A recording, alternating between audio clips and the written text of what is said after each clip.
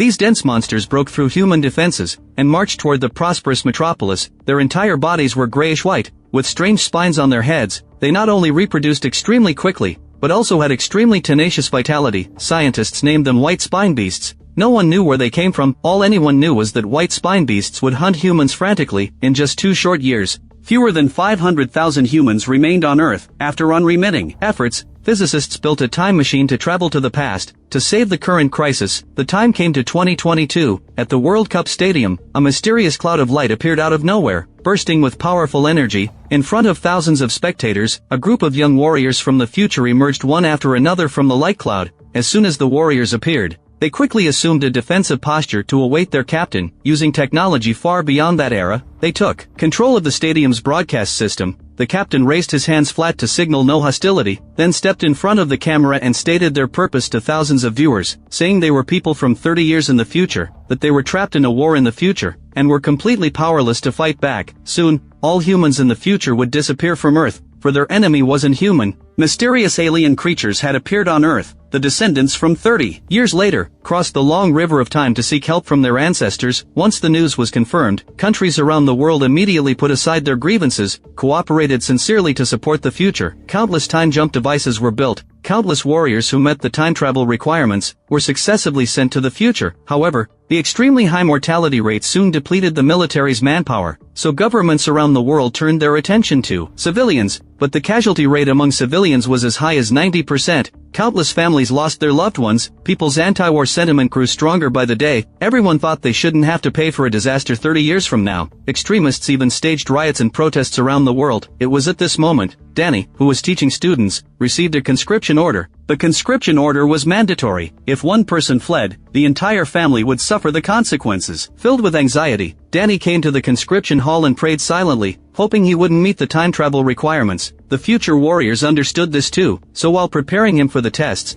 they told him about various benefits. If he died in battle in the future, his family would receive a $1 million pension. The reward was very generous, but if given a choice, no one would take on this almost suicidal mission. Unfortunately, Danny met the conscription requirements. What is this test? What are you testing? Mr. Forrester, you've been elevated to Active 2 status. What? You meet all requirements for conscription. What are the requirements for conscription?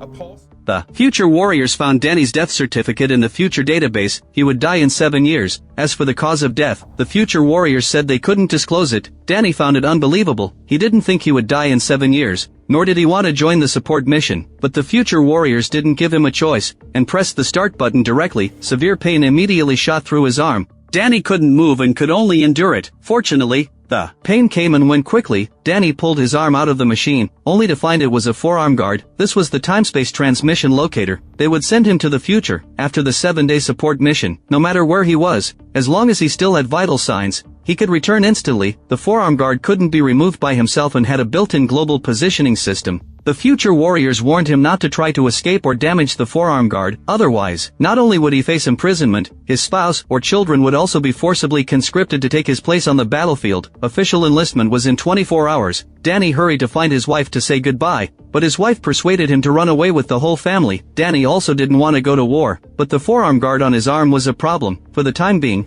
no one had the courage or ability to take it off. Just as they were helpless, his wife suddenly thought of Danny's father. If the old man was willing to help, he could take off the forearm guard, but Danny and his father were hostile to each other. He really didn't want to ask for his help, but he couldn't resist his wife's pleadings and had to agree. Unlike Danny, who had just made ends meet, his father was extremely wealthy, owning several private jets and 3 doctoral degrees. He had also participated in the Vietnam War in his early years, but after the war, he suffered from post-traumatic stress disorder. To avoid harming his wife and children, he chose to stay away from his family, not even attending his wife's funeral. Danny grew up alone and helpless since childhood, so he was full of resentment towards his father. The old man saw that Danny needed help, and took him directly to the workbench. After casually confirming the model, he opened the toolbox to take off the forearm guard for him. Since retiring, he had been walking on the edge of the law. A bold and knowledgeable man, he had no psychological burden about removing the forearm guard without permission, but he had a bad temper and was very suspicious, and was well aware of his son's resentment. So after only a few words, he suddenly splashed a glass of water on Danny. He thought his son was wearing a bug, and had come to collect evidence of his crimes. Is that what that sounds like, Perry Mason? Is that because you binge watch Sopranos in your trailer? You think I'm gonna get out of the draft if I give the government you? Danny was utterly disappointed in his father and no longer hoped for his help. In the end, the two parted on bad terms. Danny returned home and stopped his wife, who was packing luggage. Compared to the unknown life of fleeing, he still thought supporting the future might be the best option. After all, if he survived, he could return home to reunite with his family. If he died, there would be $1 million pension. After saying goodbye to his wife and daughter, Danny went to the conscription hall. It was already packed with people of all ages. Yesterday, they were people from all walks of life. Today, they had to pick up guns to start a 7-day emergency training, followed by a 7-day support mission, but no one knew how many of them would remain after half a month. Most of the conscripts were over 40. This led Danny and his newly met friend Colin to figure out the so-called time travel condition. Two versions of the same person can't exist in the same time and space. In other words, none of them conscripts would live to see the arrival of the alien creatures. They were fighting a war that didn't belong to them. As for why all the future warriors were so young, it was because they hadn't been born yet. Their batch of conscripts belonged to the Scientific Research Unit. Their mission was to travel to 2051 to protect the biological research laboratory there. At this moment, a housewife raised a question. Why hadn't they seen what the enemy looked like so far? Helen, the person in charge, answered her question. Because if they revealed the enemy's appearance now, when they arrived in the future world, they might be too scared to fight. Okay, cool. Next time someone asks that, you should probably just lie. Time flew by, and night fell in the blink of an eye. They had thought there were still 7 days of special training left, but a sudden alarm shattered the brief peace. The biological research laboratory they were tasked with protecting was under attack by alien creatures. They had to rush to reinforce it immediately. The crowd hurried toward the time travel hall. These newly conscripted civilians had not even undergone emergency training, yet they still had to head to the battlefield where death loomed. The battle was urgent. Time travel would commence in 1 minute. As soon as the crowd poured into the hall, dazzling electric light lit up the walls. Countless electric currents wriggled like spirit snakes, crawling along the 4 walls of the hall. The electric current grew stronger and stronger. The air was filled with the hiss of energy. In the blink of an eye, a time tunnel opened up, stretching upward like an inverted funnel into the endless depths.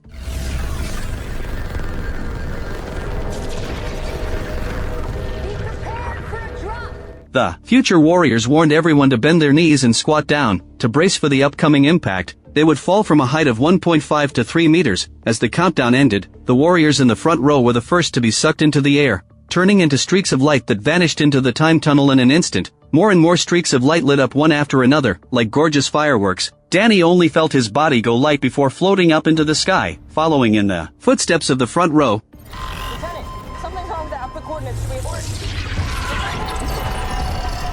Danny emerged from the streak of light, still dazed. He felt his body plummeting rapidly. They had been teleported directly to a height of 100 meters. Screams and wails echoed one after another, tearing through the doomsday sky. The support unit from 30 years ago had not yet engaged the enemy, hadn't even had time to take in the doomsday scenery, and already faced a hopeless situation with little chance of survival.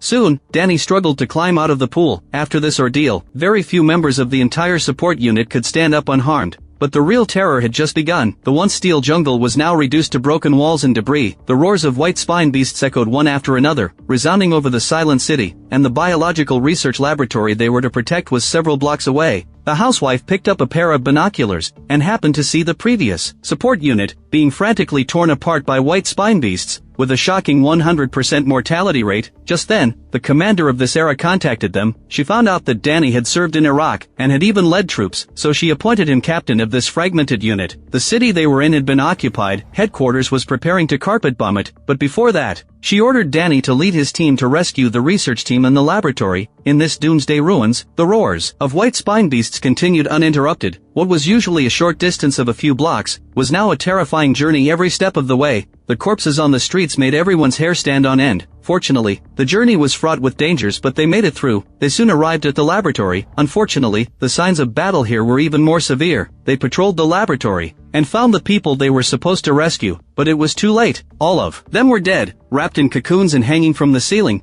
The commander looked grief-stricken, and changed the order, telling them to go to the cold storage room, take all the experimental samples and research data, and evacuate immediately. The fact that the bodies were wrapped in cocoons meant the white spine beasts had made this place their lair, and could return at any moment. They had to race against time. At the same time, The bombers from headquarters had already taken off, and were about to carry out a carpet bombing here. After collecting all the experimental materials, everyone hurried to evacuate. However, their good luck seemed to have run out completely. In the dim corridor, strange noises suddenly came from above. They looked up in the direction of the sounds, and for the first time, they truly witnessed the terrifying true appearance of the alien creatures. First came a flexible tentacle, then a pale white body, followed by a ferocious face. Their teeth were sharp, and they made a tapping sound as their jaws clashed.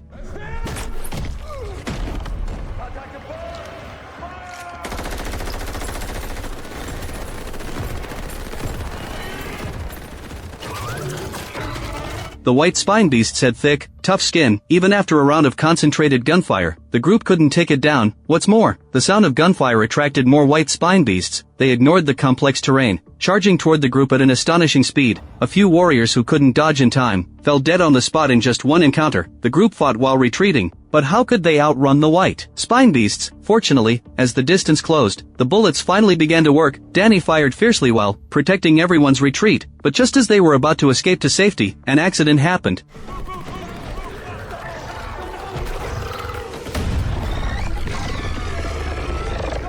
To buy time for everyone to escape, Danny immediately turned around and fired back. The narrow space restricted the white spine beast's movements. Nearly all the bullets hit the beast, but even that failed to hinder its advance. The bullets were quickly exhausted. Danny immediately switched to a pistol and kept firing. After running out of pistol ammo, he quickly grabbed a fire axe, preparing to engage the white spine beast in hand-to-hand combat. But despite his fearless courage, he was soon at a disadvantage. At the critical moment, Necks or the bellies. It's the only lethal part on that body. Let's go. Go!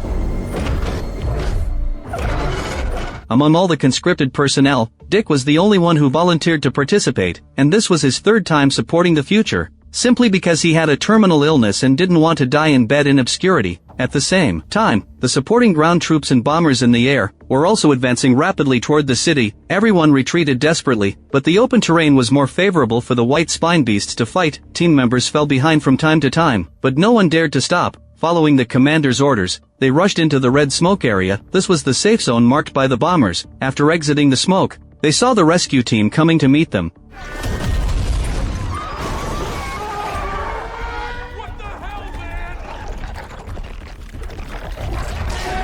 But a sudden turn of events made everyone's hearts sink. Yet now they were trapped between enemies ahead and pursuers behind. To survive, they had to fight back fiercely. Bullets poured onto the white spine beasts as if they were free. However, these terrifying white spine beasts were not only incredibly powerful with thick, tough skin, but also knew how to cooperate with each other and even had long-range attack capabilities. In an instant, several more team members fell one after another. The warriors fought back, desperately, taking down one white spine beast after another. But this only delayed their inevitable defeat. Fortunately, at this moment, the bombers finally arrived at the battlefield. Continuous explosions echoed across the city. Thanks to the pilot's precise maneuvering, several shells landed precisely near the support unit, blasting a path to escape for them. But that was all. If they couldn't escape the blast radius in time on their own, the bombers would eventually destroy them too. Teammates fell one after another. The injured housewife and another team member volunteered to stay behind as rear guard, forming a flesh and blood defense line for the still mobile warriors, struggling to buy them a glimmer of hope. Before being reduced to ashes along with the white spine beasts and the devastating explosions, Danny woke up from his unconsciousness.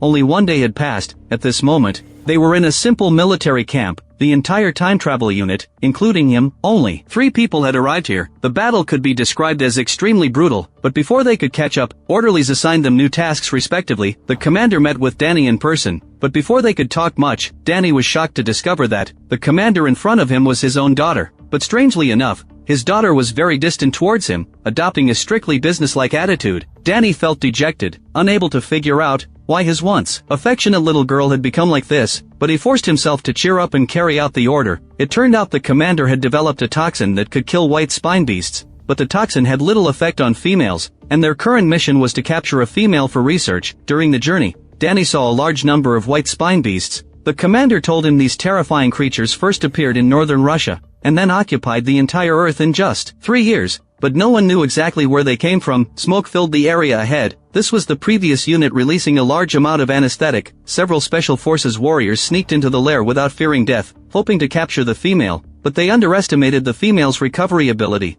After only a short while, the female regained its vitality. Several soldiers fell dead on the spot in just one encounter. worried that all their efforts would be in vain. The commander told her father to stay on the plane, before immediately sneaking into the lair to join the hunting team. The commander's arrival really eased the tense battle situation. The female was forced deep into the lair, and then driven out by the soldiers with fire. Driven to the brink of despair, the female went on a mad biting spree. The commander seized the opportunity to break one of its tentacles. However, the severely injured female became even more bloodthirsty and violent, knocking the commander flying with one blow. The iron chains on its body couldn't restrain it. What's more, it kept roaring loudly, trying to summon males to help. Watching as countless white spine beasts charged towards them at an astonishing speed, Danny could no longer heed his daughter's warning, immediately slid down the rope ladder into the lair to fight side by side with his daughter. Danny's arrival was the final straw. Through the father and daughter's joint efforts, they successfully locked the female in a cage. The helicopter immediately pulled the entire cage out of the cave, and flew rapidly into the distance.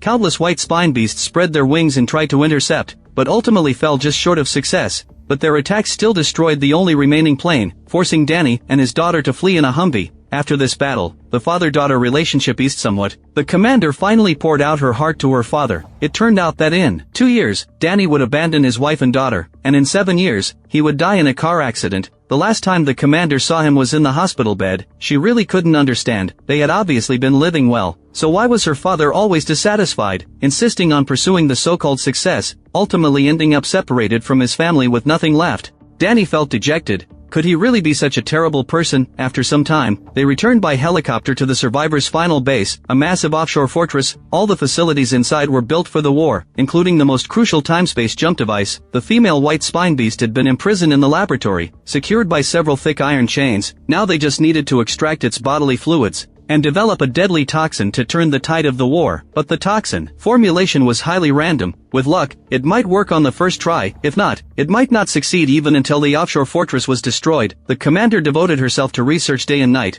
and soon came the day Danny was to return. Watching his daughter work tirelessly, Danny was filled with guilt. Though he didn't know why he would abandon his wife and daughter in 2 years, he desperately wanted to make amends now. After this time travel mission, he would immediately apply to return and fight alongside her, until all white spine beasts were eliminated. But his daughter told him a harsh truth. Even if the toxin was successfully developed, they didn't have the means to mass produce it with their current resources. Humanity in this timeline was doomed. The reason she had summoned her father was to let him take the toxin back to the past, to eradicate the white spine beasts in their infancy when they first emerged. She didn't want her father to die in a car accident. She wanted him to become a hero. As she spoke, the computer suddenly beeped with an alert. The toxin capable of killing the female had been developed. But before the father and daughter could celebrate, the female, witnessing everything, let out a earth-shaking roar. Countless white spine beasts rushed over upon hearing the call. Churning densely in the ocean, these terrifying white spine beasts seemed to have no weaknesses except being unable to fly long distances. The fortress unleashed all its firepower to stop the terrifying creatures. This was humanity's last refuge. If it fell, it would mean the complete extinction of humanity in this timeline. But there were simply too many of these terrifying beasts, and their overall combat power was formidable. Before the frontline defenses collapsed, the rear had already been infiltrated. The fortress's destruction was imminent. At this moment,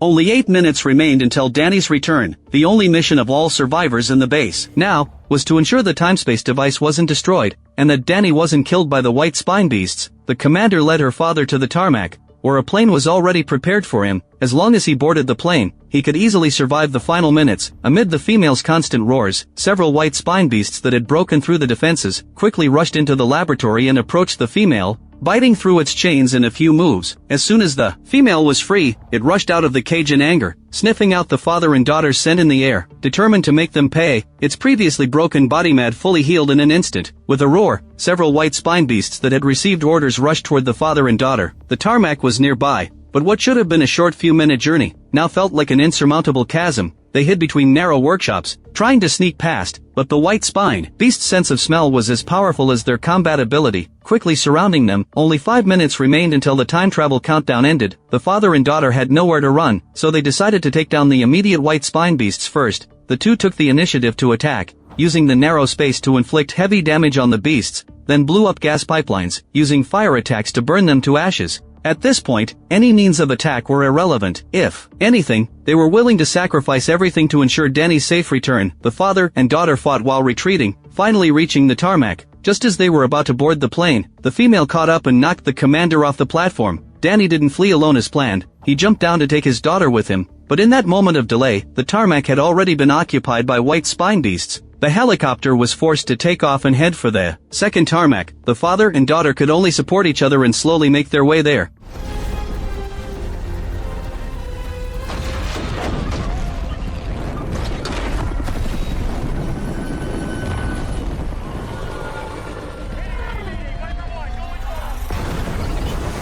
Their last way out was cut off. The father and daughter resigned themselves to fate and sat where they were, waiting for fate's judgment. Fortunately, the time-space device was still intact, and the time travel countdown was almost over. With luck, Danny could return safely, but just then, the female tracked them down again. The creature was truly vengeful. It grabbed the commander and tried to drag her into the endless abyss. Staring at the hellish sea below, Danny jumped down without hesitation. At this moment, in his eyes, there was no longer any sense of national loyalty or humanity's future, only his daughter, who was about to be dragged into hell.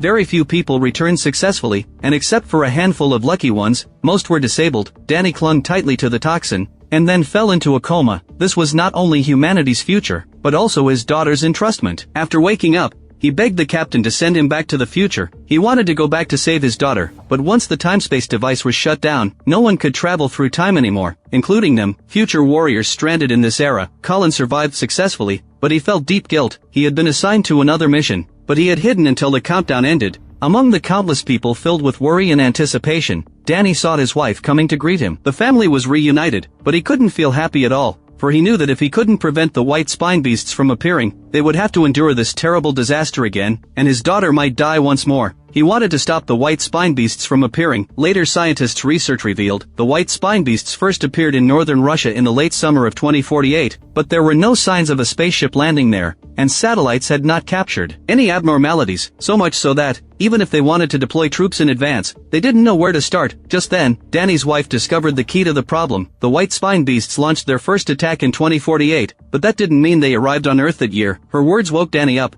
Danny immediately found Dick. Dick liked to keep white spine beast claws as trophies. Perhaps clues could be found on them. Then the two found Colin, and sure enough, they discovered something. What remained in the claws was neither sediment nor blood, but volcanic ash, and it was volcanic ash from Changbai Mountain. Danny didn't understand why there would be volcanic ash from China in northern Russia. Danny thought of his student, a volcanic research expert. The expert didn't disappoint, and quickly figured out the reason. In 946 AD, a super-large volcanic eruption occurred in Changbai Mountain, with a power equivalent to the simultaneous explosion of thousands of nuclear bombs. Volcanic ash covered half of the Earth. Even today, the ashes from that time can still be found in the 400-meter-thick ice layer of the Arctic, but for those white spine beasts to get covered in the ash, they would have to dig 400 meters deep, which was obviously unreasonable. Why would they dig that deep for no reason? They didn't dig down, they dug up. That's why there's no sign of impact. They've been here the whole time. It turned out that those terrifying white spine beasts had arrived on Earth 1,000 years ago. Later, due to global warming and melting ice and snow, they woke up from their slumber. Based on the global warming map, experts quickly locked onto the approximate location of the white spine beasts. The group immediately went to find the Secretary of Defense, begging him to send troops immediately to eliminate the white spine beasts in their infancy. But since the closure of the time tunnel, the international situation had deteriorated sharply, quickly falling into a tense confrontation similar to the Cold War. He couldn't send troops to another sovereign state, based solely on the speculations of a few civilians. Given the current situation, it would be a miracle if humanity didn't destroy itself before the white spine beasts arrived. The group was left speechless. They decided to take matters into their own hands, but they couldn't even find a plane or a pilot willing to bear international criminal liability. Just then, Danny suddenly thought of his father. As soon as the old man heard it was to save his granddaughter, he immediately offered money and effort. The future warriors also joined the operation, bringing a large amount of toxin with them. The group immediately set off for Russia. The old man flew the plane low over the snow-capped peaks, successfully evading radar detection and arriving at the snowfield. They searched tirelessly day and night, in the snow-covered landscape shrouded in wind and snow, and finally found a location with abnormal magnetic fields. As rows of bombs exploded one after another, the ground collapsed with a roar into a huge pit. A cave entrance was faintly visible at the bottom of the pit. They continued to descend deep into the pit, and sure enough, found a whole new world inside. The temperature from the explosions melted the ice and snow, forming gurgling streams. If this was indeed the white spine beast lair, they would likely wake up ahead of schedule. After all, the temperature difference between ice and stream water was only 1 degree. At the end of the cave, they finally saw the spaceship that, although never seen before, must theoretically exist. The spaceship was embedded in the mountain, obviously having suffered an accident in space. Now the evidence was conclusive. The best approach would be to dispatch troops to eliminate them, but given the current international situation, they decided to handle it themselves. The group used intense gas welding to burn through the spaceship's hull. Danny told his father and Colin to stand guard outside, to prevent the white spine beasts from escaping, while the rest entered the spaceship, as if sensing the presence of living creatures. The photosensitive material on the spaceship's inner walls automatically lit up slowly, not bright, but enough to see the surrounding environment clearly. The spaceship was severely damaged. When they saw the driver's body, which resembled a predator, they realized the spaceship had crashed headfirst. The group searched around, and soon found white spine beast eggs in a cabin. The group speculated that these might be the aliens' biological weapons, specifically designed to eradicate life on planets. They didn't know if their original target was Earth, or if they had just passed by. But since 1,000 years had passed, and they had not returned, there was no need to worry about it now. They loaded the toxin into syringes and injected each egg one by one. The toxin took immediate effect. After only a short while, the eggs began to wriggle and whimper, and after a while, turned into pools of blood. But before the group could celebrate, other white spine beasts that sensed danger struggled to break out of their cocoons. The group didn't dare to delay and quickly accelerated the injection speed, but it was already too late.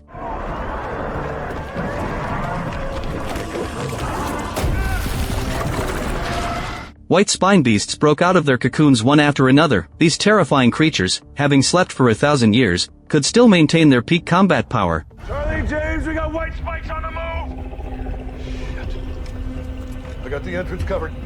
Go! We'll get the ones in the ship. The ambush turned into an encounter battle. Everyone was prepared to sacrifice themselves. Dick urged Danny to leave quickly, not only to prevent the white spine beasts from escaping, but also to leave him a glimmer of hope to survive. 3 white spine beasts appeared at the cave entrance. The old man raised his gun and fired immediately, but Colin messed up at the critical moment. The old man had to fire to draw fire away. At this critical juncture,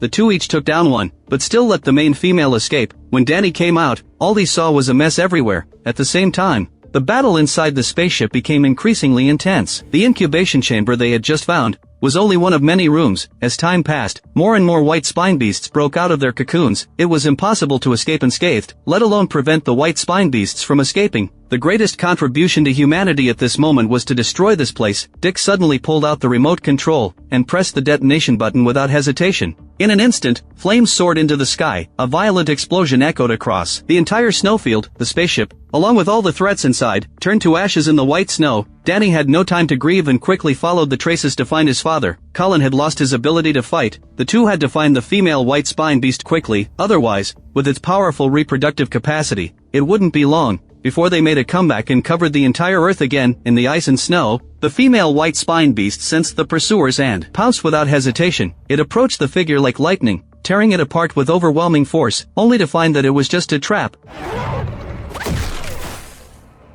Surprise, dumbass.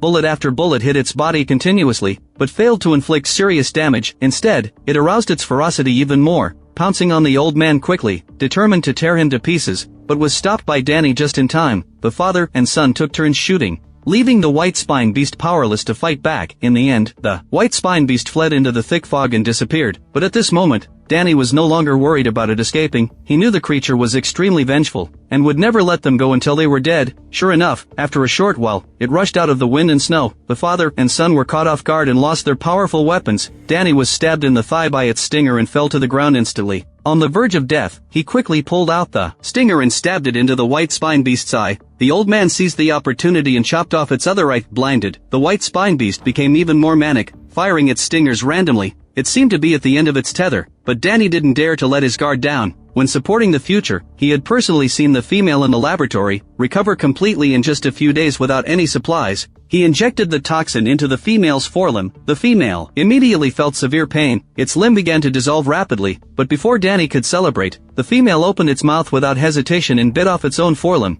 Such a ferocious creature was truly terrifying. The father and son tried everything but could do nothing. At this moment, Danny suddenly saw the cliff behind him, hurriedly made noises to lure it over, hoping to push it off the cliff to its death. But before it could rush over, the old man slit his own palm, trying to lure it to his side with his blood.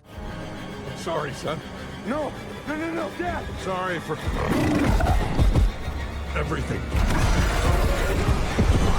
At the critical moment, Danny leaped into the air, landed on the white spine beast's back and slit its throat with one knife. Seeing the white spine beast still struggling, Danny seized the opportunity, pulled out the toxin and forced it into the beast's mouth, then kicked it off the cliff. The falling figure flickered in and out among the wind-ravaged rock walls, but no accidents occurred in the end. Amid constant collisions, the white spine beast was smashed to pieces. Unless they could regenerate from a drop of blood, it could never survive again. After the fierce battle, the father and son finally got a chance to catch their breath. Cullen, who had been hiding all along, arrived at this moment. Danny strongly suspected that he hadn't lost his combat ability back then, but had just chickened out. The Secretary of Defense took all the credit for eliminating the white spine beasts, while the real civilian heroes remained unknown. But for Danny, the most important victory was the safety of his family and the reconciliation with his father. After this series of events, he was no longer obsessed with the so-called career. His original life trajectory would be rewritten. The movie ends here. When a wormhole opened in the sky of 2022, the Conscription ad from 2051 dragged humanity into a doomsday countdown.